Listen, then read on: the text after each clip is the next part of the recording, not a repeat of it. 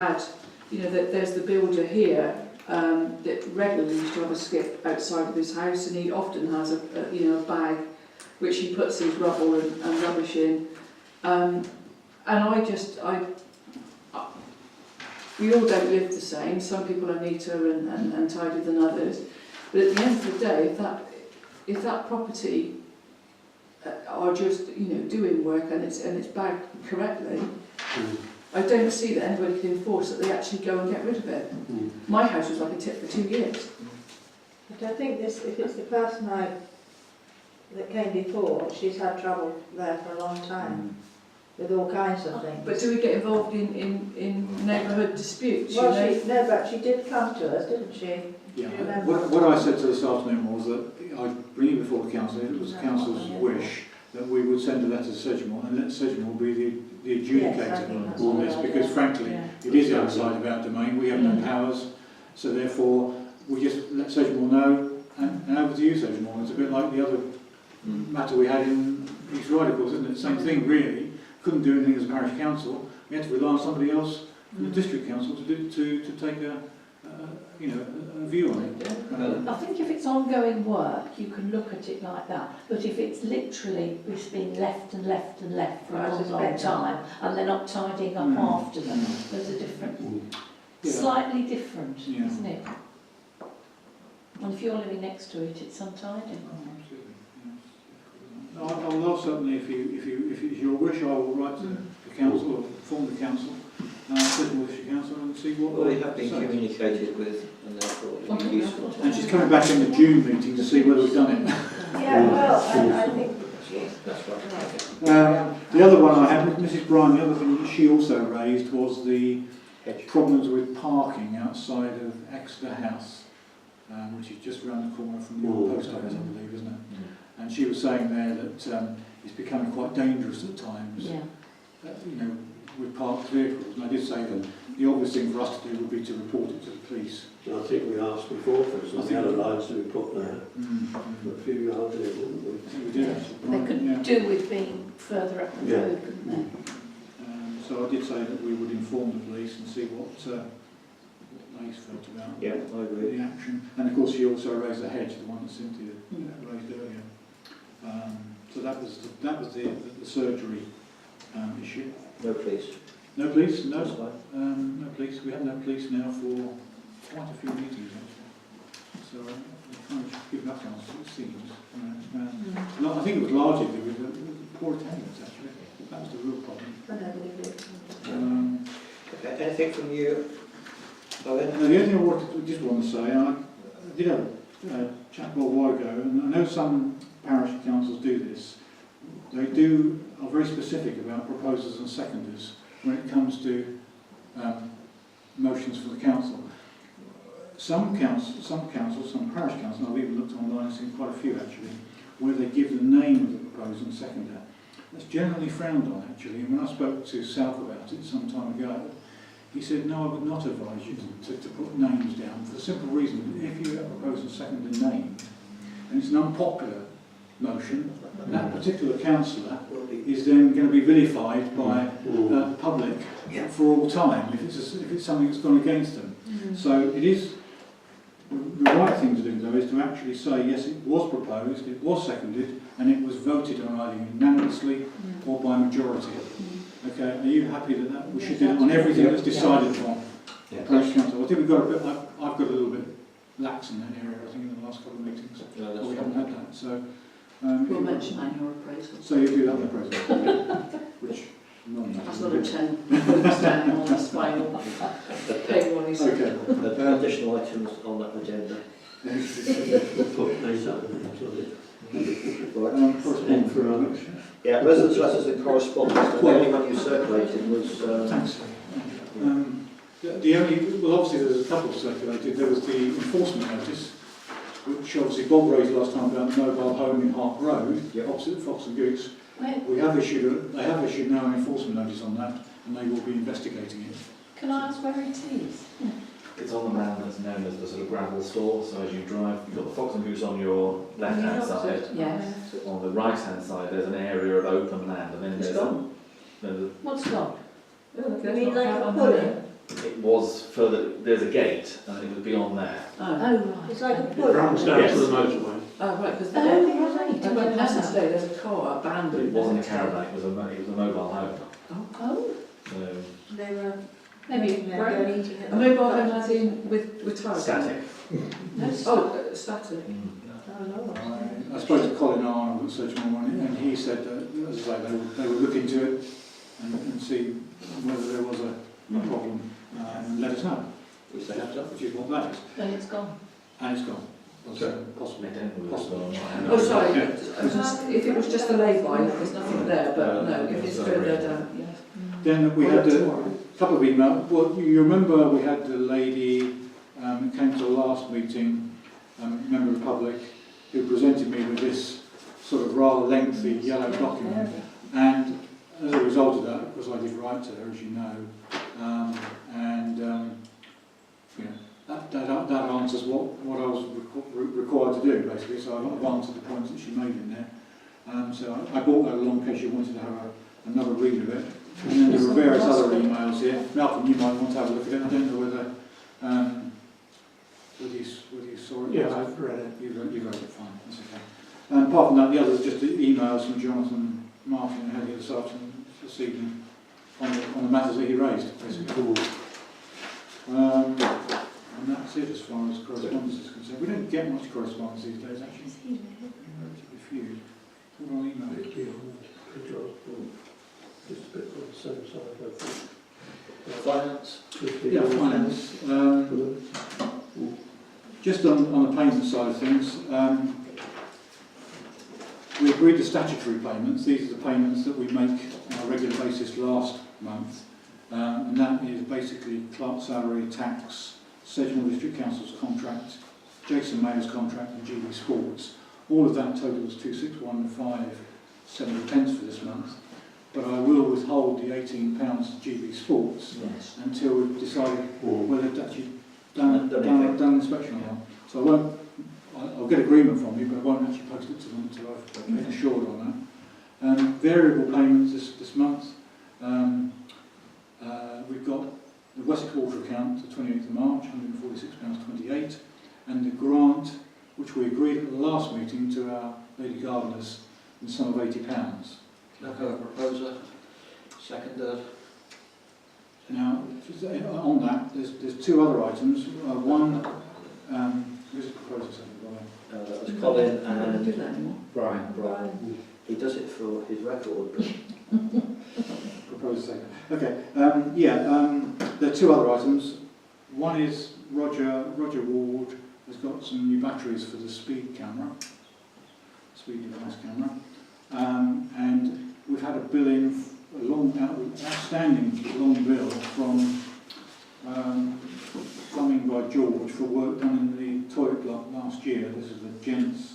He did some pipe lagging, flex hose replacement, fit new tap. That was done, back end of last year, I think about November time.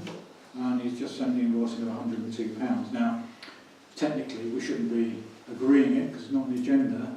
However, because it's a long-standing one, I just asked members whether they're happy to agree the two non-agenda items for this particular meeting. Mr. Chairman, I'd like to propose that we accept those two non-agenda items and they are paid. Okay.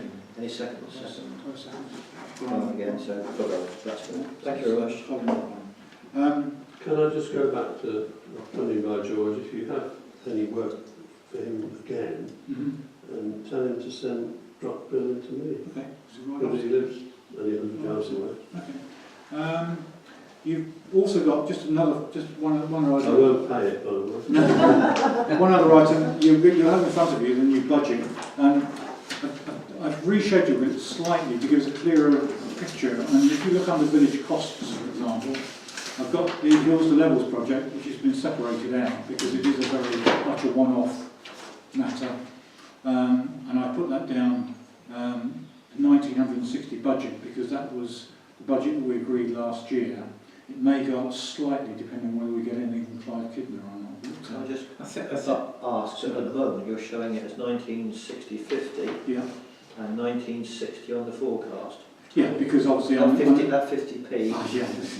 should it be there? It should be there, it should be Sorry, 50. that was all. That's a good point, good point. That's the Must be third minus point. I'm doing a Brian. You I'm doing a numerical Brian as opposed to But what I've also done is I put play facilities now. That's anything to do with play equipment. That's play inspection, refurbishment, and any new items. Because last year we had it under village maintenance, so I've changed that slightly so it's a bit more specific. So general maintenance now covers obviously Jason's verge maintenance part of his contract only, plus any other maintenance issues that we have during the year. Obviously the churchyard part of it comes under a separate budget, and his village green grass cutting comes under a separate one, so it's split down 3 ways. Obviously it'd be much easier if we just put it under one budget, but this is a better because it gives us so that's the change there. On the administration there's no changes, all the actual item groups are the same, and all the grants are the same. So really, it's early days yet because there's only 1 month's figures on there, it's only April's. So it's hard to make any assessment yet of any spend or overspend. But just for your information and reference really. Thank you.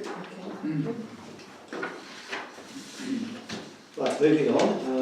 The excitement of the motorway Colin was talking about. Very good picture on your phone. Yeah, well, if I would ask members to go down there because it really is fantastic. Gary Pope's done a really good job. I saw him today and he's basically just finishing off and grading the top surface, and then he's going down either side to pull soil back to cover the membrane.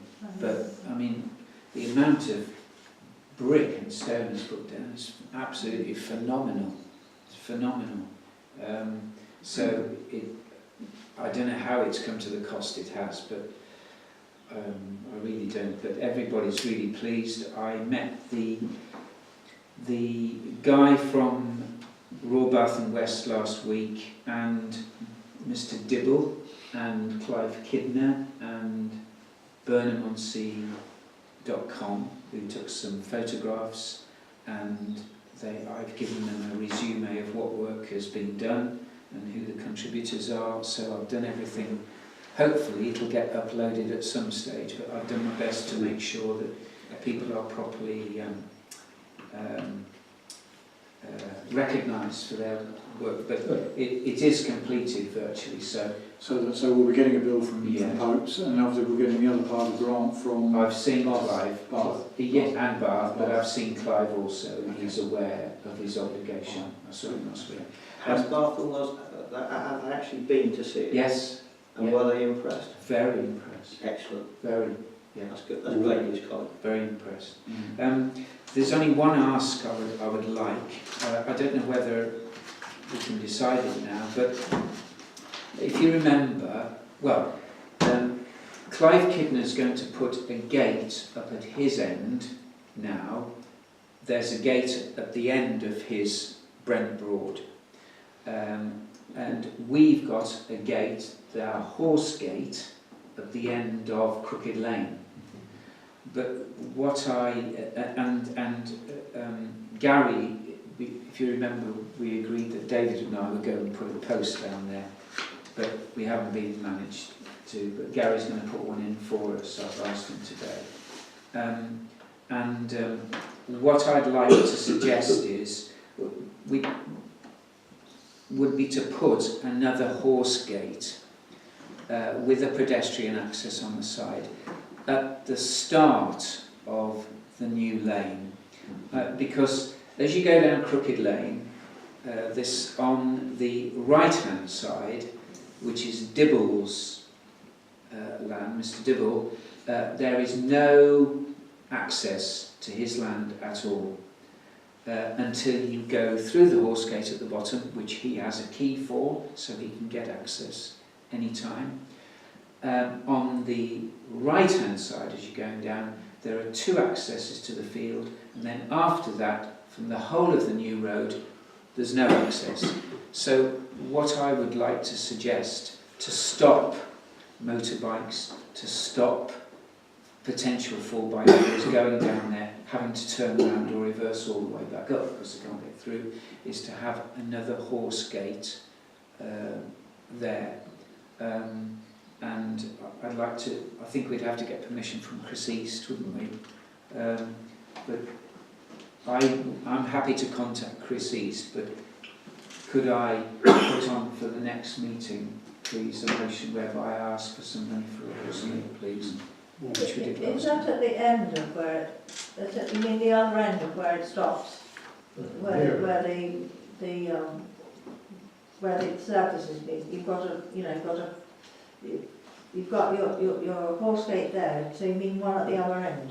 Yes, at the Brent Knoll end. Right. Yes. But just not before that, not when you're coming on the tarmac and then onto the big road. No, Only where you've done the new surface. only where we've done the new surface, yeah. And there are no access to either of the fields from there on in. Isn't. So it's merely stopping potential. So it's not inhibiting the farmers at all? No, Right. It's purely to stop And this then you're going to concept. put soil at the side. yes, Yes. They're backfilling it. I went out the other day and I thought, well, it couldn't be finished because you've got all the membranes sticking yeah, out. no, they're pulling the And soil have back. they rolled that down anymore, or is that how Yes. it's going to be? No, this afternoon on Crooked Lane, they've levelled, they've brought in a leveller Yes. and then they grade it off Yeah. and then they roll it again. Yeah. So, I mean, That's good. it's, I Because if think, you have it loose, it's not good for horses. no, well, Bob's met the horse riders Yeah. and Gets they are, underneath the shoes. Certainly the feedback I had from horse riders was they were very happy with what had been done. They thought it was a big improvement. I noticed that more houses, horses have been going through. Would you be kind enough, Colin, or be prepared, please, to write a small thing for the Brent Knoll News if it hasn't already been done? yes I will. What's the date? It's got to be to 15th of May. Yeah. Let's blow the trumpet. Ooh. Yeah, so I mean, and I'd like when it's all finished to write to Gary Pope, because if you go down there and see the volume of stone they put, it is phenomenal. Phenomenal. I don't know how he's done it so quickly, but It's quite frightening when you see it in quantity. yeah, Ooh. phenomenal. Okay, thank you for that. That's great. We're now on to the interesting issue of the neighbourhood plan and village design statement. We've had some discussion already tonight. Many years ago, must be at least 10 years ago, a group of us did get together to try to start this off. And you've probably seen everybody's seen this, haven't they? Yes. And that's as far as we've got, because I think it fizzled out because various people left council or lack of enthusiasm and what. So I don't know whether you want to go on from here, but as somebody said tonight, parish plans seem to have superseded this sort of thing, haven't they? Is that right, Bob? Yeah, I mean, neighbourhood plans have moved on a further step from the village design statements. I mean, the big difference is that if you go for a neighbourhood plan, then they're statutory documents, so they have to be done to a certain level. They then have to be voted on by the local population. Do you call them neighbourhood or Neighbourhood plan. Not parish plan? No, that was another one in this series. But no, neighbourhood plans are the ones now that are the main documents tend to be done. You can still do village design statements, but as I said earlier, technically they have no statutory weight to them at all, unless they're adopted by the district council, which I think, as long as it's reasonable, it would be. I think we've got about a dozen across Sedgemoor that have got village design statements, but most of those date from a few years back, because that was the time at which they were being done.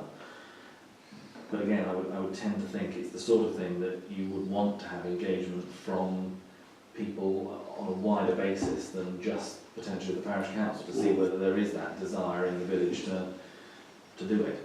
And the key thing with both documents, as I said earlier, which it's one of the reasons why you tend to find sometimes that you get a lot of enthusiasm to start with and then it disappears, is because a lot of people see both of them as ways of saying, in effect, how do we set bars at such a level that it stops development? Because we don't really want development. Some people will come at it from a much more positive way, but a lot will come at it from the what can we stop? that's not the way the government want them to work. They want it to be, how do you make it a yes? It's a proactive situation. Yeah. Rather than, yeah. The other con is surely the cost implications, because if we're talking about having to have referenda and some form of that, there'll be a cost implication, and I suspect it's not going to be cheap. No, I mean certainly there is, for neighbourhood planning, there is a significant cost. Part of it is the fact that you've got to, as I say, you've got to have professional people involved. There are bodies like community council will help. In terms of referendum, that cost won't fall on the parish. The district council gets to pay for that. Ultimately, it comes out of everybody's tax bill. But it isn't a small thing to get involved with a neighbourhood plan. It is a significant piece of work. Normally, they will take about a couple of years to pull everything together. And the interesting thing is, once you start getting involved with them, it will apply more to places like Cheddar than us.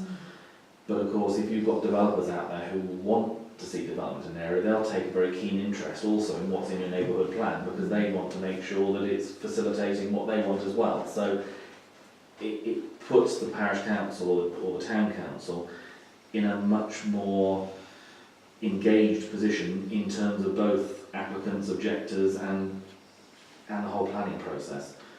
With the design statement, if we went that way, that is less onerous, but at the end of the day it has less impact. So it's you take pay your money, you take. So I think the question we have to ask ourselves, is there any benefit?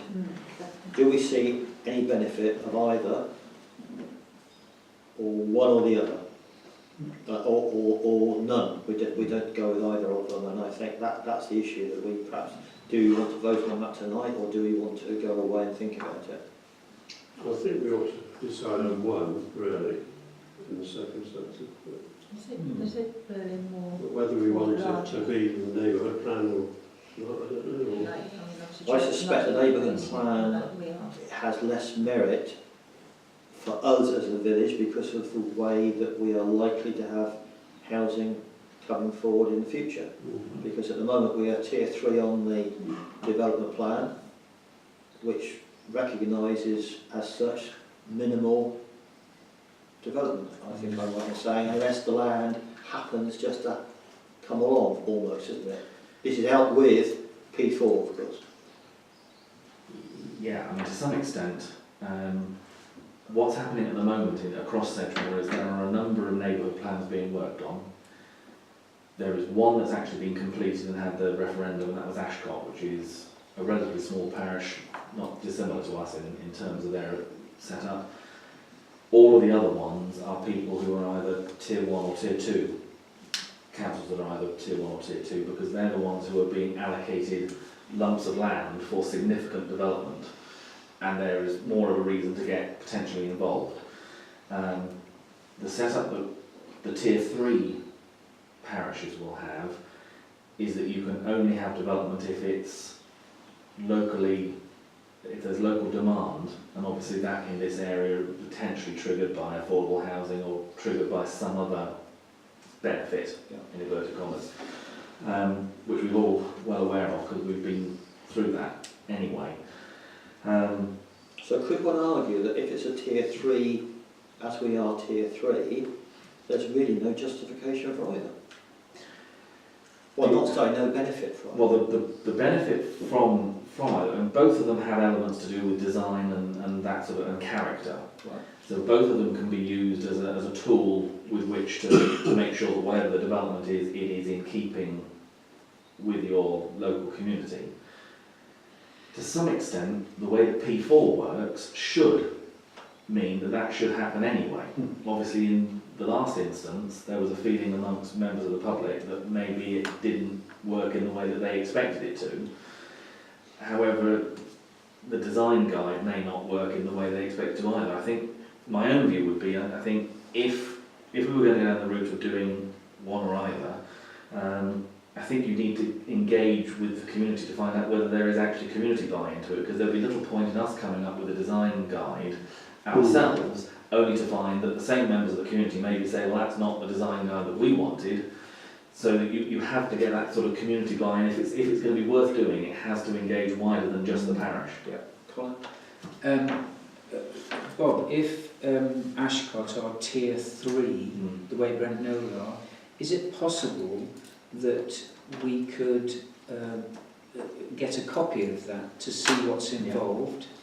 And I also think probably this should form part of a WE subcommittee in the first place, so that we can have a look at it and then report back to the council to inquire as to the best way of going about this and advertising it, and properly once we've got our ducks in a row, for want of a better phrase, ask for people in the community, invite them to come and get involved, and co-opt people on to the subcommittee, which I think would be probably the best way of going about this. But I think it would be nice to see what Ashcott have done, because if we're tier 3, clearly, as you quite rightly say, Richard, there may not be the opportunities in Brent Knoll for the big developments, and so therefore it might be quite an easy task, but at least we can address the issue and do it formally. Just remind me, was it a neighbourhood plan they have or a design statement? Ashcott have a neighbourhood plan. But we'd be interested to have a look just at to see what what they've done. and we can see how we fit into it. Because my concern was if we were having referenda, there was a cost implication, and the likely figure, plucking numbers out of the air, is about £3 grand, and we haven't got £3 grand in our budget for this year, that sort of thing. So we'd have to. It wouldn't go through this year anyway. No, it wouldn't Well, go through this year. I think it's going to take quite some time to put Well, together. well, This we have to bully people into, making comments about it, because otherwise, if you send a referendum out, you're going to get very poor response. yeah, But we'd have to sort of zone the village absolutely.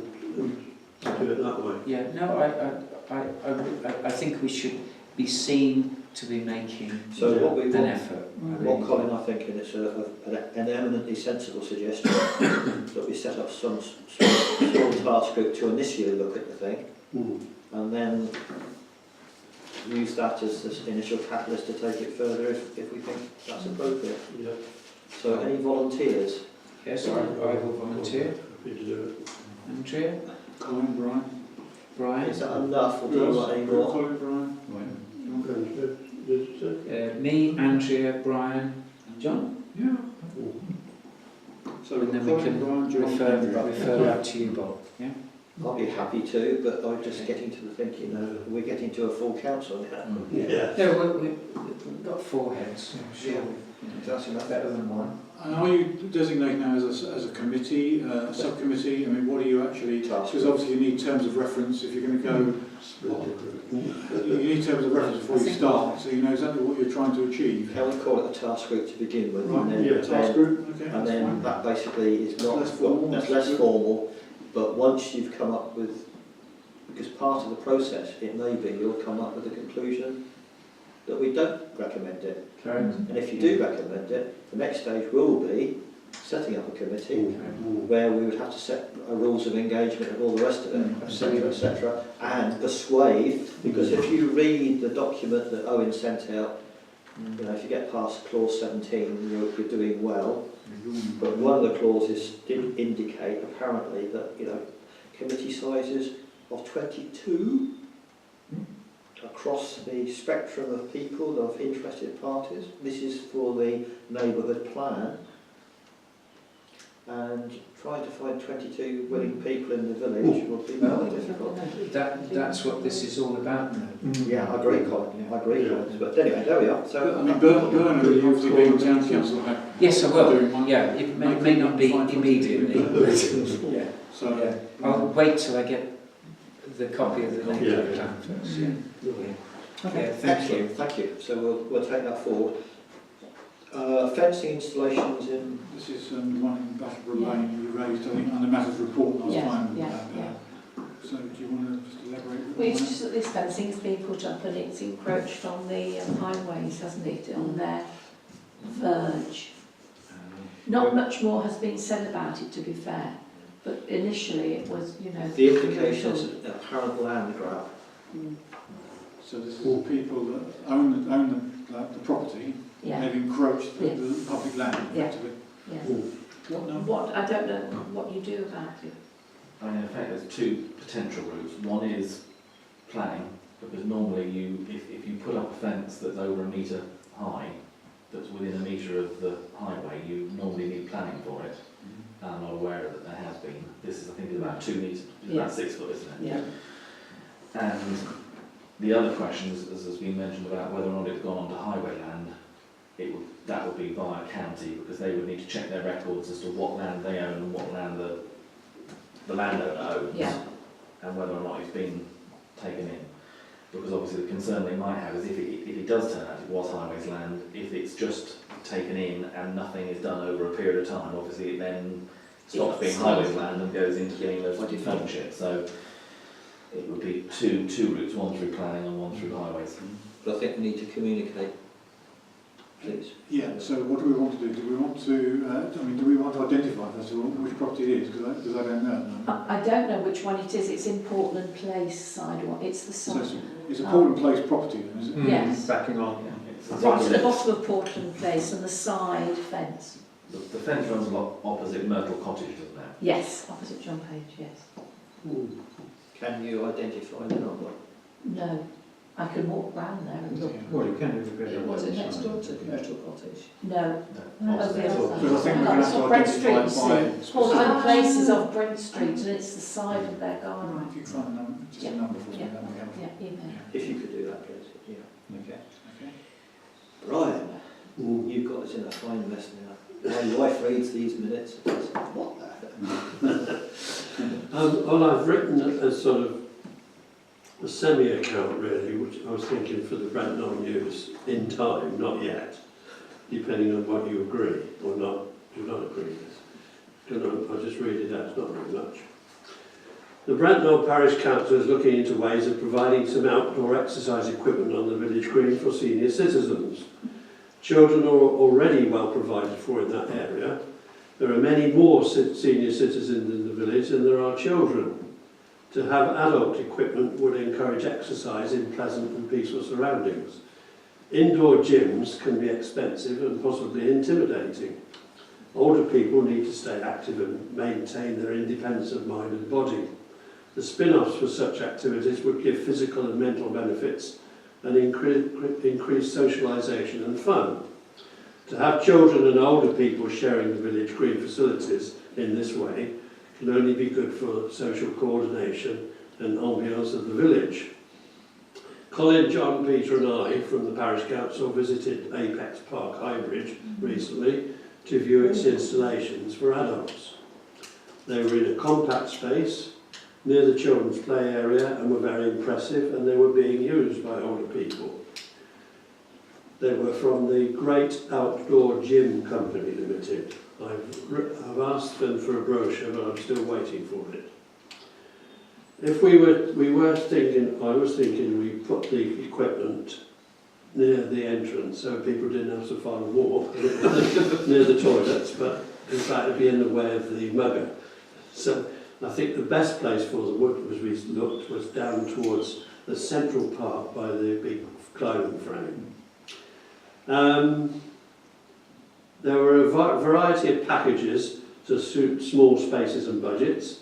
Among them were a leg press, an air walker, a static bicycle, an arm bike, cross rider, a skier, a chest press, a body twist and a stepper. We don't have to have all of them. All that remains now for the Parish Council is to agree in principle with the project, and if they do, to look for ways of funding the same. The subcommittee would decide on the number of items of equipment needed and present its findings to a full Parish Council session for its approval. So there we are. Yeah. That's the Good idea. situation. But I've seen that Apex Park. We were Oh, very, no, very it's really impressed, good. weren't we? with it? Yeah. Yes, it was nicely done. I mean, my only concern with it is that if you got someone to use this equipment and they weren't properly trained or helped in how to use it, then you could end up injuring yourself. You don't train children to go down a slide or use a ramp, No. you But create your own the risk, village don't you? green would be, Well- we're insured, aren't we? Mm. No, I'm Shall we think in no, I'm that? not coming from there.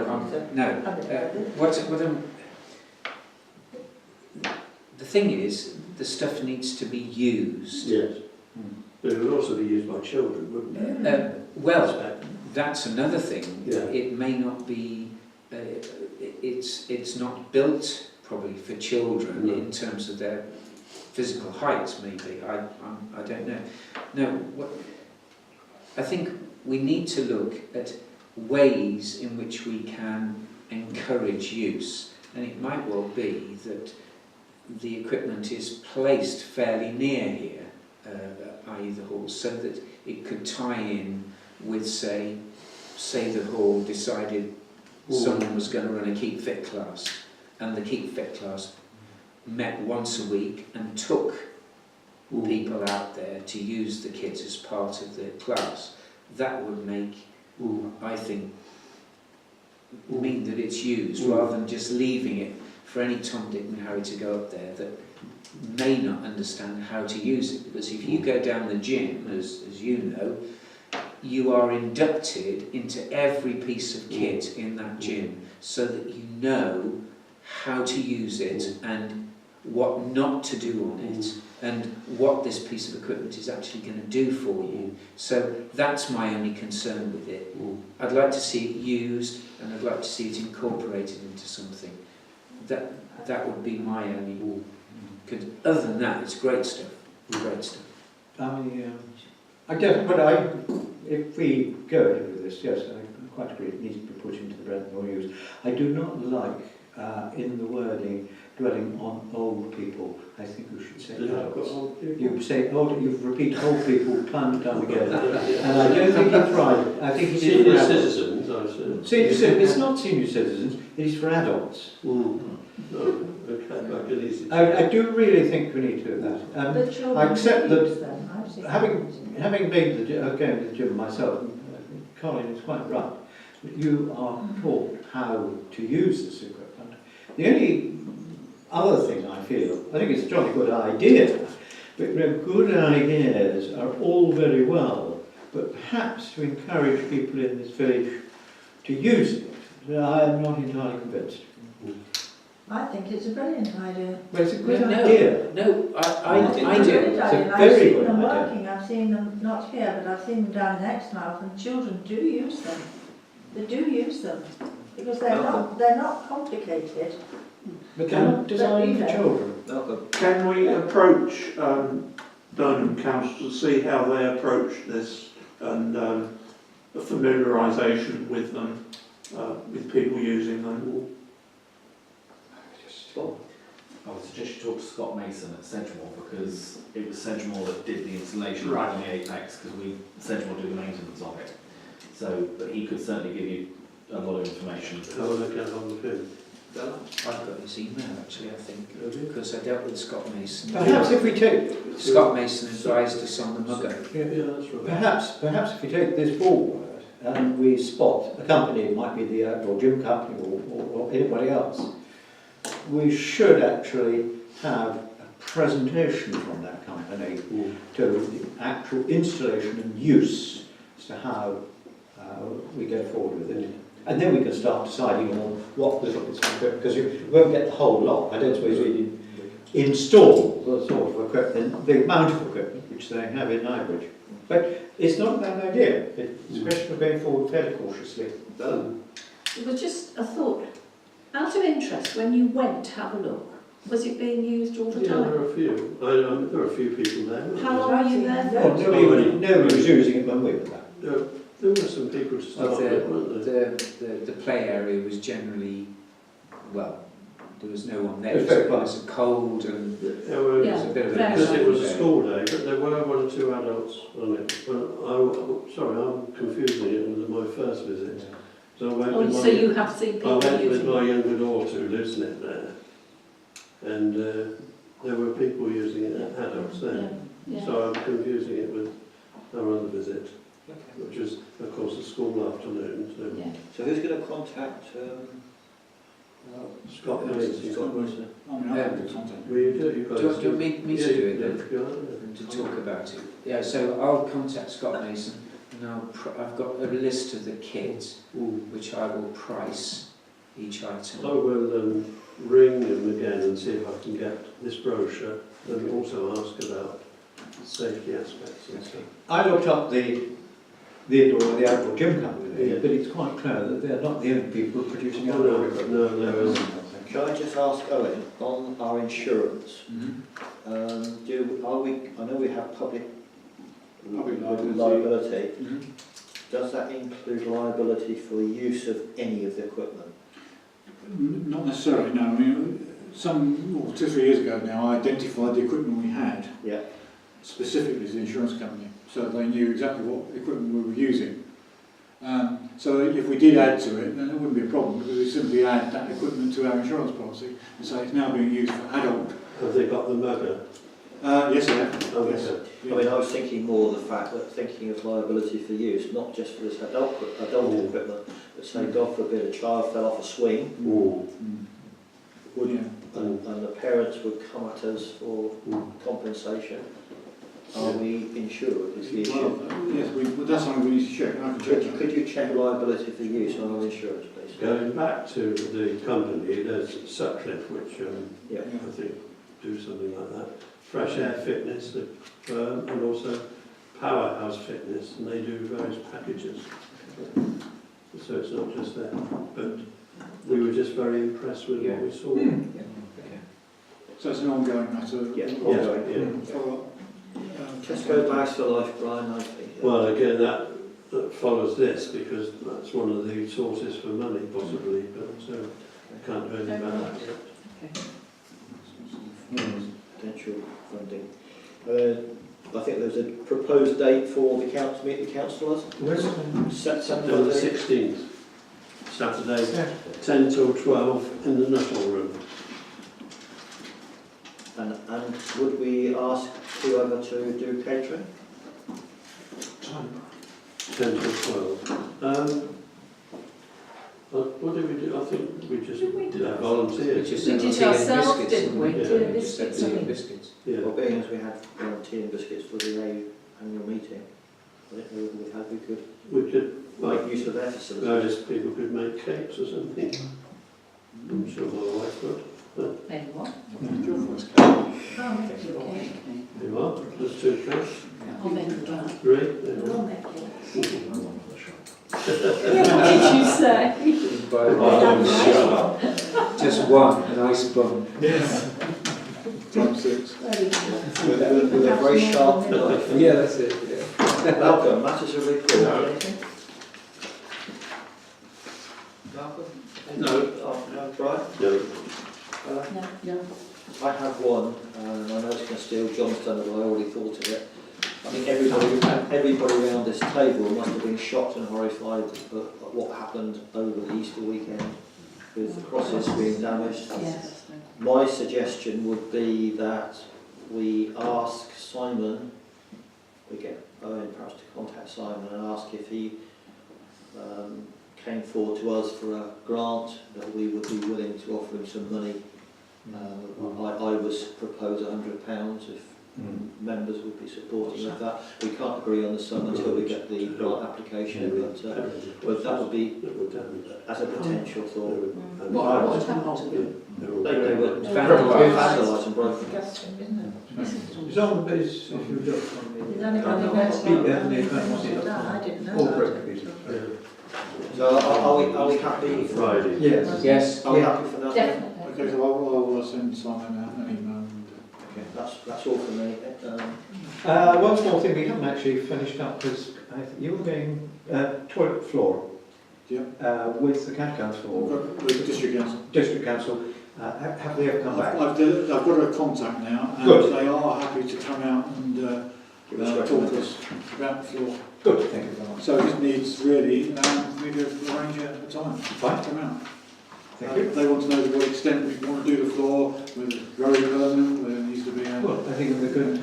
Then perhaps options. a couple of us could, I mean, I'm sure. Spend a bit of time on the floor of the public toilet. That's And we'll, Brian and I will look into the toilet. Yeah, the wrong business.